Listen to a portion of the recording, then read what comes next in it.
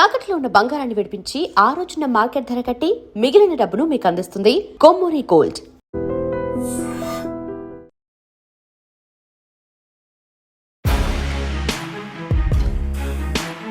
నమస్తే, welcome to I dream talking point with కవిత.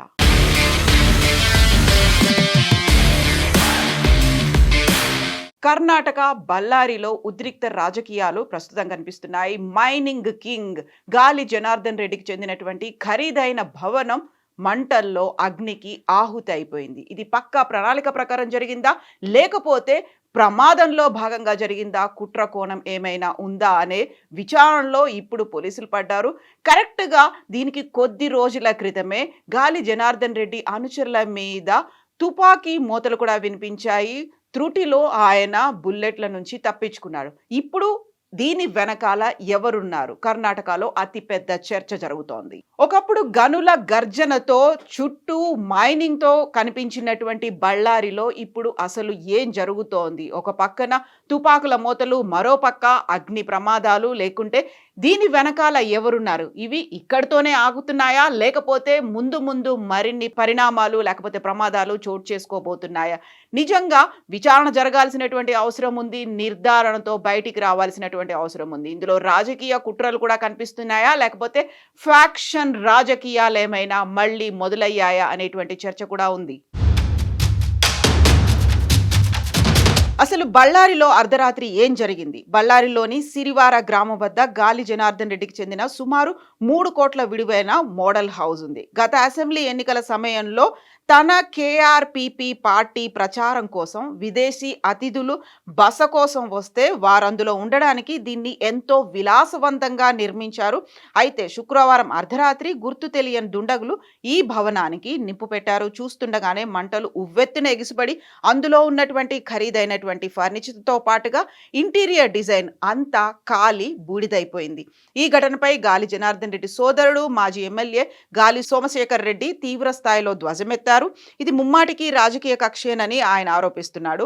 స్థానిక Congress MLA Nara Bharat Reddy అనుచరులే ఈ ఘాతుకానికి పాల్పడి ఉంటారని ఆయన నేరుగా విమర్శలు గుప్పిస్తున్నారు. జనవరి 1న జరిగిన గొడవల్లోనే మా ఆస్తులను తగలబెడతామని వాళ్ళు బెదిరించారు. ఇప్పుడు అదే చేసి చూపించారు.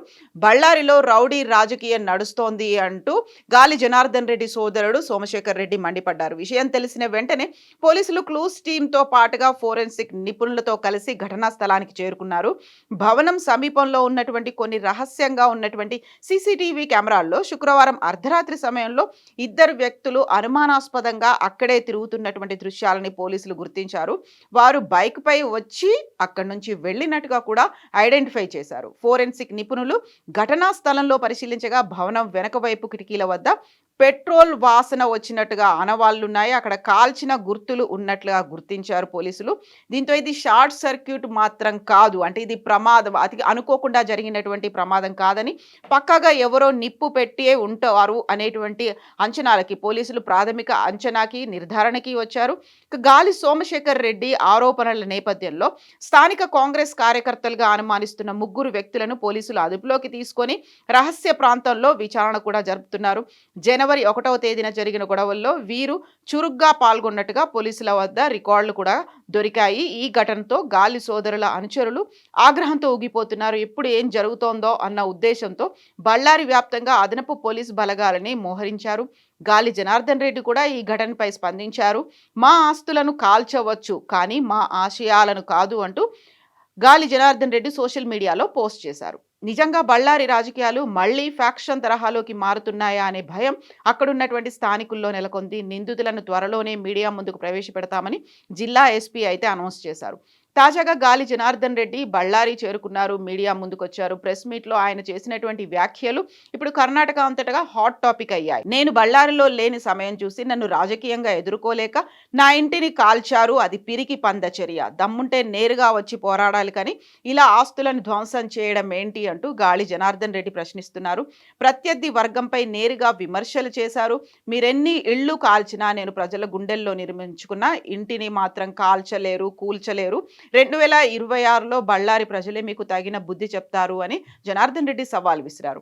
మంటలు పెట్టిన దుండగులు ఎవరో పోలీసులకు తెలుసు, వారికి నేను 24 గంటల సమయం ఇస్తున్నాను, నిందితులను వెంటనే అరెస్ట్ చేయాలి, లేకపోతే మా పార్టీ శ్రేణులతో కలిసి బళ్ళారి బంద్ నిర్వహిస్తాము అంటూ గాలి జనార్దన్ రెడ్డి హెచ్చరించారు. తన అనుచరులు ఎవరూ తొందరపడి చట్టాన్ని చేతుల్లోకి తీసుకోవద్దు, శాంతిని కాపాడాలి అని ఆయన కోరారు.